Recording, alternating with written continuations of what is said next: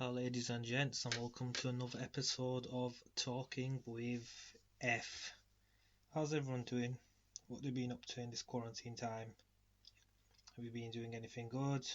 Anything bad? Have you been chilling? Like, it's interesting, like, who's everyone quarantined with? Either with the family, either with the partners, either with the girlfriends, the boyfriends, either with the siblings, or are they on their own? Me personally, I'm with my family.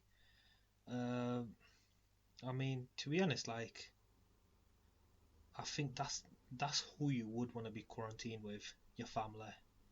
Like, imagine if you're quarantined with your girlfriend and you're spending all this time with them and you're like, what the fuck? I don't really like you.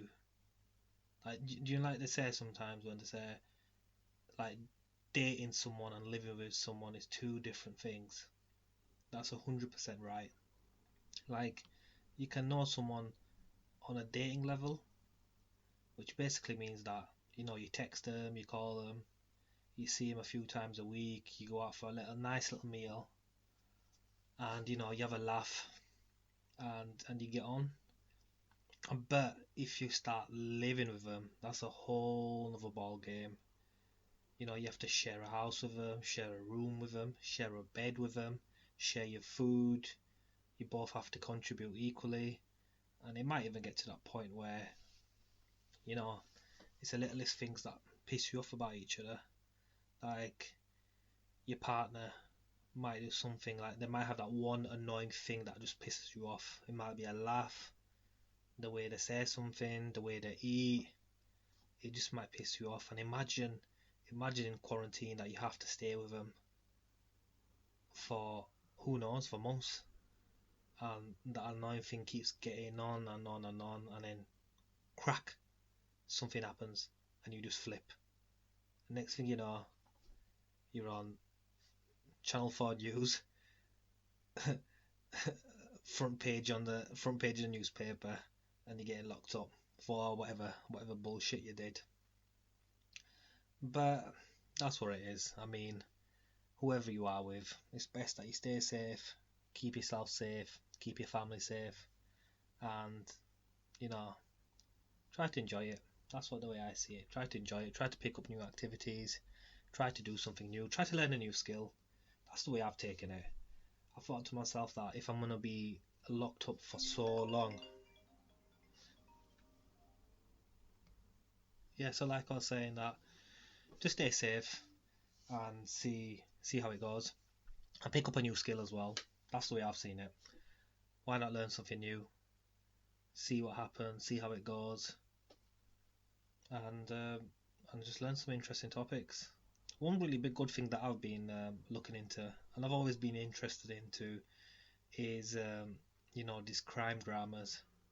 Do you like these serial killer dramas? I love those. I've loved those for a really long time. Like, I've been watching them, even like on Netflix, on anything that came on TV, like a full expose. Like they go into a serial killer's mind, what motivated him, why he did it. I really love that kind of stuff. And there's some really interesting ones out there. One of the most interesting and widest publicized ones would probably be Charles Manson, the Manson family. Now, I don't know if you've read about that. If you haven't read about it or watched any documentaries on it, uh, I suggest you do. It's really, really interesting, and the depth that they go into to explain what happened, and the reasoning behind it is amazing. Uh, just a quick rundown. Who would Charles Manson? So basically, um, I believe it was in the 60s. Charles Manson. He was like a hippie kind of person. He was quite young. I believe he was in his 20s, in America, in LA, and he'd been in and out of prison all his life. And what he did was he had the followers. So he had these girls, like 4 or 5 girls that followed him. Uh, there's a lot of suggestions of how they followed him. the most popular one is that um, he basically coerced them with LSD. So he gave them drugs, gave them money, and probably gave them a home to be, and that's why they started following him.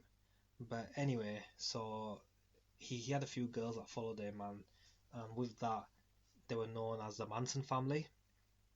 That's what they started calling themselves. It's like a little crew called the Manson family. You'd think it'd be harmless. Like if you saw him, like if you think about it yourself, like imagine just walking outside and just seeing one guy, he's quite skinny, long hair, looks like a hippie. Well, is a hippie, and walking around with like four or five pretty good looking girls, to be honest. I've seen pictures. I know we shouldn't say that, but they weren't too bad looking, and you wouldn't feel threatened with them at all. But the shit they did was quite horrendous. Like it made back then and even now, the fact that it's so popular even right now, like the murders they committed, just shows you like the brutality of what they did. So they went around LA. I believe they, yeah. So the family killed. There was a really popular actress called Sharon Tate. So they were responsible for her killing, and a few other people in LA. Um, it wasn't Manson himself. It wasn't Charles Manson himself who killed them. It was his followers. So it was the girls that were following him that he basically gave them the order to kill these people. And that was one of his main defenses. That when he got locked up and he got taken to prison, the main thing that he said was that it wasn't him who basically killed the people. It was his followers, and they did it just to impress him. Nevertheless, he got locked up for life, um, and that didn't really work in court. And a really interesting theory about that is, um, not a theory. It's a book called Chaos, Charles Manson Murders and the CIA. As you all know, the CIA is a really popular. It's like a police force in America. It's one of the police agencies, like the policing agencies, the government agencies that look out for the interests of the American people. And what this book goes and tells you in quite a lot of detail is, which I would also suggest to read, if you are really interested in like, you know, these conspiracy-esque theories. I do say conspiracy, but this book does have a lot of facts that back it up. So basically, the book goes on to say that Charles Manson was basically working for the CIA. So what the CIA were doing were they were basically experimenting on Charles Manson with LSD drugs and trying a mild mind control program. I know it sounds quite wacky, a mind control program. It sounds like science fiction, but all of this stuff is true. Like in America, if you look it up, they did try to initiate. This is back in the 60s, the 50s, the 60s, and it still might even be going on today. But the CIA did try to initiate a mind controlling program where they'd experiment with people without them knowing and try to control their mind. And there's a really popular theory that Charles Manson was one of these people that they tried these drugs on, um, because in his younger days he was in and out of prison, and he never really went to prison for like a significant time. Um, he was he'd get locked up and then he'd be freed, and it'd be the same thing over and over again. And a lot of people put that down to the fact that he might have been under the government's watch, and that's why they could never prosecute him until those horrendous murders were committed by the Manson family. Where, to be honest, if something that big happened, I don't think anybody would be able to cover it up. Hence why he got life in prison. But it's a really interesting read. I was reading a few chapters today. I've had the book for a few days, and it's a really good thing, to entertain you. If you had enough of watching TV or looking at your screen all day, it's always good to have a nice little book that you can read and catch up on. But it's a really good read. I would suggest that you read it. So that's the Charles Manson story. Another big popular thing was the O.J. Simpson, the famous footballer, American footballer in America. He basically got taken to court for on the charges of that he murdered his wife for cheating on him, and he basically killed her. He strangled her to death, I believe, and stabbed her as well. And basically, that was a really big story in America, especially at that time when it was going on back like quite a few years ago in America, when there was a lot of unrest between you know um, like the black community within America. They were getting treated unfairly by the police. The government wasn't treating them correctly as well. So the fact that he basically did not get convicted for the crime, even though a lot of people did believe that he did it, was like a back then was like a major win for him. Well, for the black community, but the thing is, like, if you really go quite deep into it, you gotta wonder, like, how did he get away with it?